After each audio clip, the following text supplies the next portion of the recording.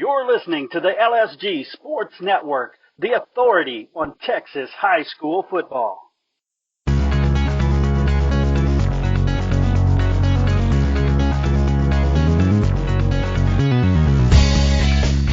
Welcome to the Texas High School Football Coaches Show on Lone Star Gridiron. I'm Chris Daly, and it's my belief that the men that make up the fraternity of Texas high school football coaches are much more than a bunch of thick-necked guys with whistles. They do so much more than teach technique and the X's and O's of football. They take young boys and change them into young men of character. They get kids to believe in themselves, to trust others, and to put others ahead of themselves.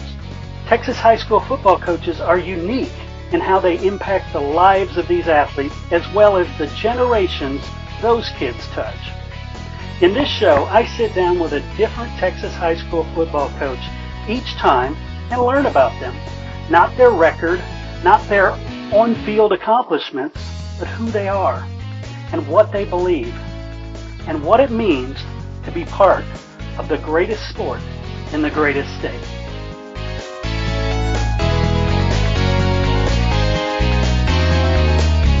Hey everybody, welcome back to the Lone Star Gridiron Texas High School Football Coaches Show, Season 5, Episode 7.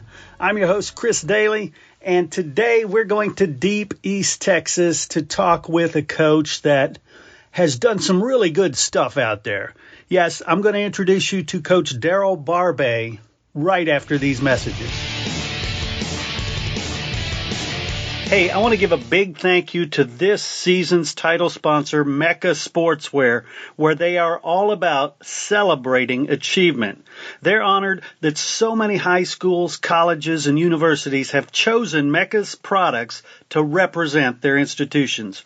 Mecca supplies you with the very best in custom letter jackets, chenille letters, patches, blankets, banners, pins, certificates, and much more to motivate and celebrate achievement in athletics, academics, or the arts. They create high-quality custom awards that will fit your budget. To see why so many great schools around Texas choose Mecca Sportswear, call Sherry Armstrong or Billy Armstrong at 210-651-6592. Mecca Sportswear, the premier suppliers of letter jackets and awards for over 40 years.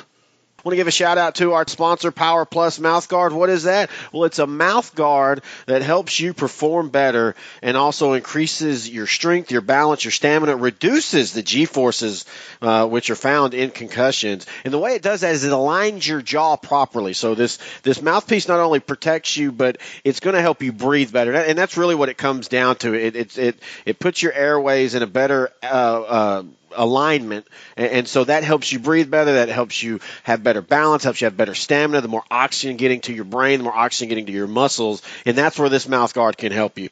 So you can check them out online. Just go to powerplusmouthguard.com. All you have to do is hit / and shop, and they'll show you all the mouthpieces they have. But check them out and check out the website. Dr. Michael Hutchinson is the one who has designed this new technology, and I really do think it is very forward-thinking in helping reduce concussions, in helping you be more alert late in the game when you're going to be tired, your muscles are tired, lack of oxygen is starting to affect you. This mouth guard will help you in getting more oxygen to you. So check them out, powerplusmouthguard.com. All right, everybody, join me in welcoming Coach Darell Barbay from Jasper to the show. How are you doing, Coach? I'm excellent. Appreciate you having me.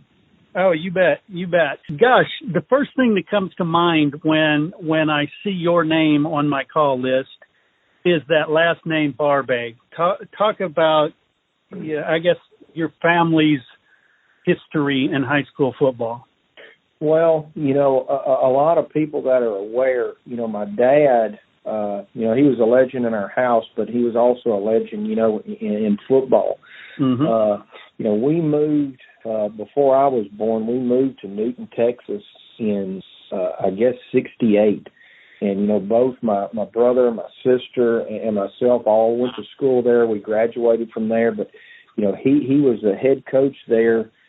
They had won a state championship in 74, And Lidney Thompson had left after that, and then he kind of inherited the job. Mm-hmm. And he stayed there from 75 till he passed away in 2010, and accumulated, a lot of wins in between there. But, he was a high school football coach till the day he died, and, both my brother and I kind of followed in his footsteps. My brother is our offensive coordinator here and has been a head coach before at Cold Spring. I have a nephew that's in coaching that works for me. He's our offensive line coach and is in football. I have a cousin, my dad's brother's son is the assistant head coach at Central Michigan. And, also I'm in it. So, there's a lot of us that are involved in football and, it's a great thing. Definitely. So being raised in a football family, did you always know you were going to be a coach? I don't know. My dad always told me, he don't go into coaching because there wasn't much money involved. Don't go into education because there wasn't much money. But, when you watch and, you just kind of live vicariously through the years, when we were little, you're at every football game on a Thursday night and a Friday night, and you're all constantly at the field house in the summer, and you just kind of grow up around it. It's kind of what you do, and it's what you know. And I think anybody, when your parents are involved in stuff, it's kind of what you know, what you feel comfortable with. So I know my brother and myself, kind of, when you go off and you kind of go off to college and you start thinking about what you know and what you think you're good at, that's probably kind of what we think we were good at. So that's kind of why you follow into it, and it's been great. I've been in it. This will be my 27th year finishing up, and it's been real rewarding for me. Nice. So talk about your high school playing career and just yourself as a player. Well, I'll say this, a lot of people were probably better athletes than I was. I was probably just an average high school player. I went to school in Newton from, started in the 7th grade playing, and, we had some good teams when we were there. I know my junior year, we had an opportunity and really had a chance to win the state championship in 87 and got beat by Cameron Yo at Sam Houston. I can remember it like it was yesterday. I had a big quarterback named Paul Johnson, and he ended up beating us 14-9. And my senior year, we ended up we went into a real tough district that year and just didn't have the year we wanted. But my playing days, and I always attribute this, I think I'm a better coach because I wasn't as great a player.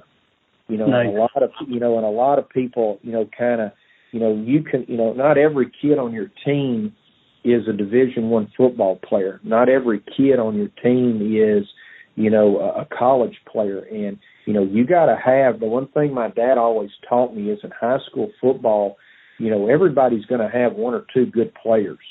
The average Joe is what we call it. Your average high school player, that's the guy you're going to win with.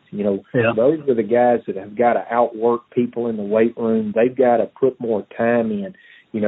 Is your average guy going to be better than the other team's average guy? Because, the good ones are going to equal each other out. And, having a relationship and being able to kind of look and see what an average high school kid goes through and what the expectations, and you got to sell yourself. Anybody can coach the good ones. Everybody likes to coach the good ones. What you got to do is when they're young, get those linemen that aren't very good when they're freshmen and keep them in the weight room and make sure they're working. And, 4 years later, you look up and you go, hey, that guy's a pretty good high school football player. And I think I've always been able to relate to those kids that aren't the best ones, because that's probably where I was for sure. Nice. So then you went off to college. Talk about that. Where'd you go to college? I ended up going to Stephen F. Austin, and it was probably close to home at the time. My brother and sister both went to Stephen F. And when I first got out, right when I got out of high school, I ended up going to Tyler Junior College. And my dad had a real good friend in, I guess, sport equipment sales. He owned Massey and Brown, a guy named Cecil Roach. And anybody that's listening that was in, sales, Cecil owned Massey and Brown. And he passed away probably about 3 years ago. And him and my dad were good friends. So when I went up to Tyler, I went to school there, but I worked at Massey and Brown Sporting Goods store, and I was the trophy guy. I made trophies in the back of the office for all the basketball tournaments, track meets. Anybody that had a tournament, I sat in the back there, and I put trophies together. Nice. And that was pretty neat. But after Tyler, I stayed there a year and a half. I went to Stephen F. because my brother was going to school there. So ended up going to school there and had a great time, had some great ties, had some great roommates, and I had a lot of them that are in education. I've got a lot of them that are superintendents and principals across the state. And, it was a great experience, Stephen F. was. And, well, you can add one more to that list. So I have to say, Axum Jacks, that's where I went. Oh, hey, I tell you what, I'm real impressed with the guy we have. Kobe Carpel, I think it is. I've been really impressed. He came and spoke. We do a coaching clinic every summer in my dad's name, kind of a scholarship. And we raise money, and we kind of do a coaching clinic, and we do a golf tournament. And he came and spoke last year, and I was so very impressed and glad that Stephen F's hired him because I tell you what, I give him about another year, and he's going to get the recruits in there he needs. I think he's going to get it turned around for us. I really do. Nice. All right, so from college, let's talk about jobs. Okay. Stop by stop. Okay. Well, when I originally got out, I was very fortunate to get a job down in Orange, Texas, a little school called Little Cypress Mauriceville. And had the pleasure of working for a guy named Rodney Russell. And he ended up leaving, and David Williams took over in the spring. And I mention a lot of people just because, you start talking about history, you kind of just start remembering names. But I had the pleasure of working with David Williams for that spring and was really good. And I was a ninth grade coach. And I had the honor of moving on, and I went to Livingston. They had kind of went through a transition. The guy who was at, I think it was Seco Ranch, Don Clayton, had been at Livingston for about maybe 5-6 years. He had just left and went to Katy or around that area, maybe as a coordinator. So a guy named Larry Green got the job, and I went as a receiver coach on the varsity level. And I had stayed there for a year. And then my dad ended up, was diagnosed with cancer. And that, I guess, really that fall, he had kind of went through it. Well, that spring, I had an opportunity to come to Jasper. My dad's best friend at the time was Gene Wakowiak. He was the head coach at Jasper. Well, I came, and interviewed with him, and, I ended up getting a job and had a real pleasure to work with. Jack Alvarez was here at the time. He was our OC. Nice. At Copper's Cove now. And, Jack was here. We had some really, really good coaches at the time. And I came and worked. I stayed 4 years at Jasper. Well, at that time, Gene ended up leaving, and then a gentleman by the name of Ty Quick took over. And he was a Jasper guy. He had worked for my dad before as the offense coordinator, and he was one of my high school football coaches at Newton. Nice. So Ty took over and was the head coach for 3 years, but I worked for him for 2. Well, at that time, I was really getting antsy.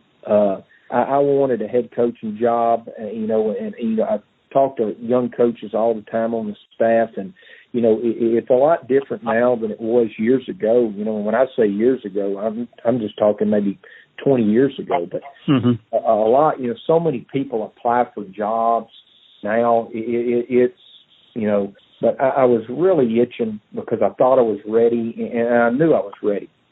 Well, I took a job as an assistant coach in a little small school called Holday Zeta. And I worked for a guy named Randy Copeland. And when I interviewed with him, he said, listen, he said, you come in, work hard. He goes, I'll be here a while, but he said, I'm not going to be in this location. He said, I'm going to move at some point. But he said, you come in and worked hard. Well, I came in and I did what I was supposed to do, and I worked hard. And, he ended up leaving and got the art job. Nice. That was kind of where his wife's family was from, up around that area. So he ended up getting an art job. Well, I sat around for about a month. We ended up interviewing, and my first superintendent I worked for was a guy by the name of Gary Gazaway. He ended up hiring me there at Holday Zeta. And he has been everywhere. He has been superintendent at you name it. But he gave me my first opportunity. Mm-hmm. And I was at Holday Zeta for, I think, from 99 to 07. And, my wife at the time, we didn't have kids. We were just kind of, that community and that school just kind of embraced us. They took us in and took care of us. Everybody was like family when we were there. And, at the time we were there, both my children were born kind of when I was coaching there. So at one point, and we were really good. We had just went, we finished second at the state track meet. We knew we had a lot of kids coming back, and an opportunity came open. The Anahuac job came open, and we had played Anahuac probably two times when I was at Day Zeta, and we're very fortunate we had beaten them. And I thought they were probably a little bit more talented than us. And I don't know if that's what, they were looking at, but I had interviewed for the head job at Anahuac, and I was very fortunate. I got the job.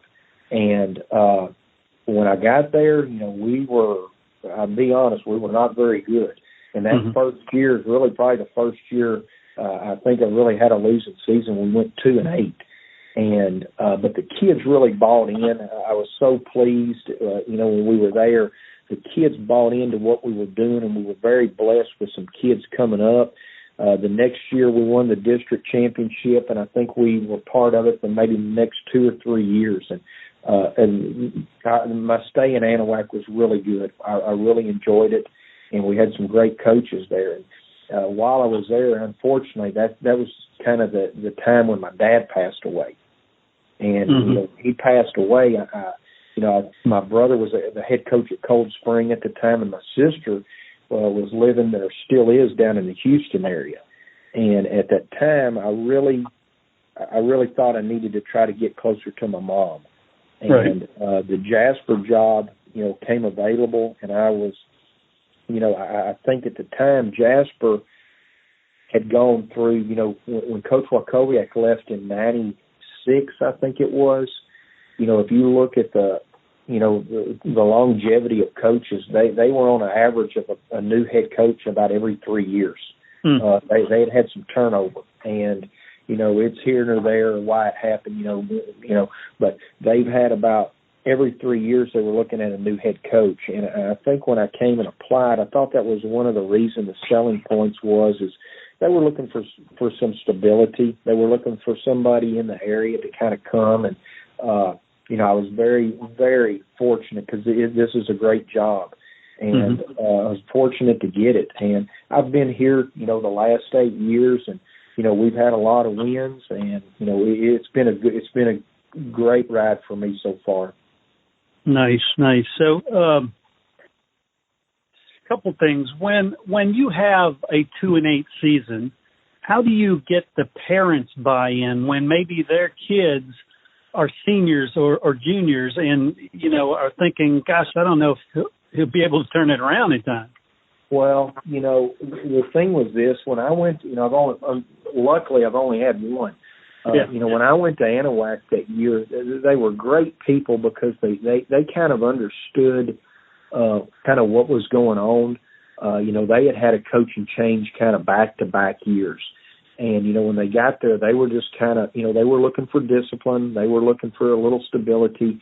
And, when you go in, Rome wasn't built in a day. And when you tell people, it's not about wins and losses at the beginning. You got to get a foundation of what you're trying to accomplish. And, one is you got to have work ethic, and you got to, no one's winning unless you're playing hard and you're working hard. And that's what you've got to instill. The winning and stuff, that'll take care of itself if you're doing the little things. And, you've got to sell those kids and those parents on, if you and you look in the mirror, if you haven't been doing those things, it's probably a great reason why you haven't been winning. So you've got to start doing those things. And gradually, it will kind of take care of itself. And, the one thing we did when I was at Anahuac that year is, I always tried to sell our kids on, we went back and looked the year before kind of at the losses and the differential. And, you would just go, hey, listen, I know we lost, but, it was maybe by a touchdown. I know we're getting better. You're getting better. We're just not over the hump. And, we can't get stronger right now. We've got to get in the weight room, and that spring will help us get there. But, kids, I think every kid, I had a coach one time I was talking to down maybe in Texas City, and he made the comment, he said, every kid deserves to have a coach that cares for them and have a good coach. And I think that's what any school wants. And, not everybody can win, not every, I tell our kids all the time, hey, man, you're going to lose at some point. You ask Clemson and talk to their quarterback, at some point, you're going to lose at some point. And, when you do that, you hope to learn from it. But, the main thing is, it's not always about football. I tell our kids, we're constantly, talking to our kids about, what we're going to do after school, what kind of jobs, how we're going to maintain a job, the punctuality of being on time, those type things about being an adult. And, everything is relative. But, if you can be and work towards being an adult when you're young, that's going to help you win. And winning is like keeping a job, when you get older. And the selling point, we're always trying to do, and it's not always about football. It's about kids and, trying to make sure they've got some good coaches around them. Definitely. So, and you've been at Jasper, you say 8 years. Yes, sir. Now, and you mentioned it's a good job to have. What makes Jasper a good place? Well, I think the one thing is this, I think every town has their niche. You can go around the state and you can say a school, a town name, and somebody will go, oh, that's a football school. Oh, that's a basketball school. That's a baseball school. Or, hey, they're really good in cross country. Or, they're good in volleyball. You have your niche because that's kind of what the community wants to be good in. The one thing, they love football here in Jasper. And, the expectations are extremely high. And, and winning's good, but winning big is even better. They like baseball here. Baseball's big. And, those two sports, you need to, you're going to have to win in those, and that's just part of it. But you would rather be at a school where the expectations are so high than go somewhere where, losing is tolerated. Mediocrity is tolerated. And those are hard to turn around because you have to sell the community, and sometimes the community really wants to be better in something else. And those jobs, Jasper, they love football here. I think that the town does, and they love baseball. And, those two sports go hand in hand. You need to be successful in those. Nice. And do you, as an AD, do you run into conflict between maybe the supporters of baseball versus the supporters of football who are saying, hey, we put too much here and not enough there? Well, no. The one thing I do, I take a lot of pride in being a great athletic director. I think I do. I try to be fair across the board. The one thing is I have two daughters in this high school. So, I'm always fair to our girls program. I want to make sure because, once you have kids, any coach that's in the business, once they have children, you look at things different because you look at it as a parent, and when you don't have kids, you're kind of, I guess, focused, you're kind of just tunneled in on one thing. Once you have kids and a parent comes up and you kind of talk to them, you see it how a parent or a child sees it. Mm-hmm. And, people, I always tried to do this. I've always just tried to be fair. And, we try to give every program the same amount as we can. We want to make sure each individual kid gets something. We try to treat them the same, equipment's different for other sports, but we're always going to try to treat everybody the same and give them the same. And I always tell our kids and our coaches this. I said, no one's ever going to come up and say, I didn't give you something that caused you not to be successful. I'll give you everything I can to help you be successful. But at some point, you got to coach hard and you got to have kids that work hard.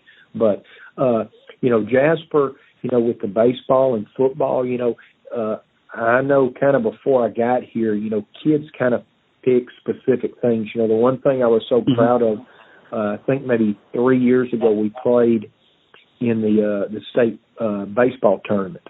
And we ended up getting beat by Argyle. But on that team, I think 7 of our 9 starters that year were football players.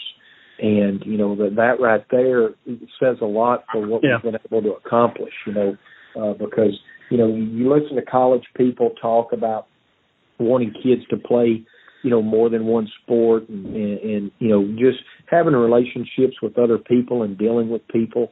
And, I think it just makes you well-rounded, if you can compete and be in something involved year-round.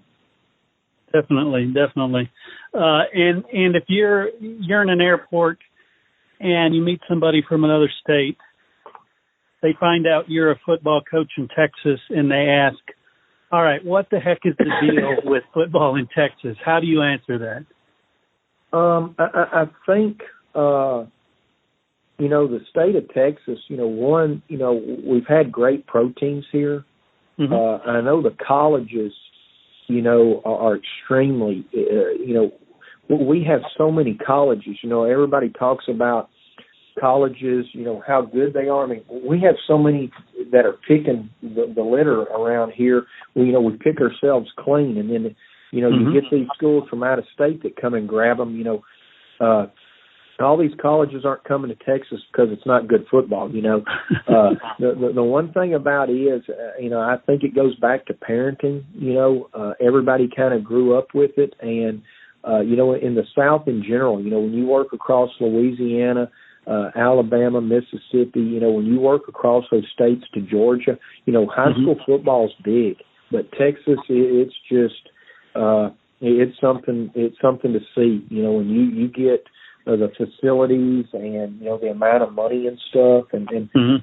it's really it's speechless sometimes. It really is. The amount of money some of those larger schools put into it, and we had a great superintendent about 5 years ago that came in and really changed our facilities. And we're for a 4A school, we're really kind of top of the line. With turf on our baseball, softball, and football fields. We've got great facilities, and we're very proud of it.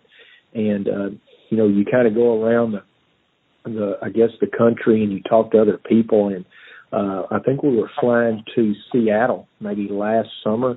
I got on the plane and sat by a guy who was a coach, and we were kind of discussing, how many people come to games. And mm-hmm. he was saying, 200 people showing up on a Friday night was a lot for them. It's just, I guess, maybe in the South there's just not as much to do except on a Friday night, but it's a great place. And, I'm very, very, I've been very, very fortunate to have been able to coach, in the state of Texas. Amen. Coach Darell Barbay, I want to thank you so much for sitting down with me and sharing some of your story. Thank you so very, very much. If you're looking for a quick and easy way to raise a bunch of money for your sports team, 99 Pledges is the best way for football teams and booster clubs to raise the most money with the least amount of effort. Donors can donate online. Each player gets their own donation page that they can share with their friends and family all over the country, like grandparents in Florida by email, text, Facebook, or any of the social media outlets. By going online with 99 Pledges, it's easy to spread the word about your fundraiser, keep everyone involved and informed. Because of this, 99 Pledges has seen teams raise over $30,000. And teams like the Katy Tigers have exceeded their fundraising goal. That's the best part. Teams keep an average of 95% of what they raise. Players don't have to go door to door or track down donations. They can save all that energy for where it counts, on the gridiron. Check them out at 99pledges.com. They are an excellent organization. You're going to be so glad that your next fundraiser is through these guys. Hey, once again, I want to thank Coach Darell Barbay for sitting down with me, sharing some of his story, and I want to thank you folks for tuning in each and every week to hear these great stories and, of course, going out there and sharing these with other people. Thank you so much. Until next time, I'm Chris Daly, and we'll see you at the game. Did you play Texas high school football? If you did, you're part of an elite group, the Brotherhood of Texas High School Football. All football players, past and present, who have ever suited up in the Lone Star State are eligible. Go to LoneStarGridiron.com/brotherhood. And thank you for the part you played in the greatest sport in the greatest state.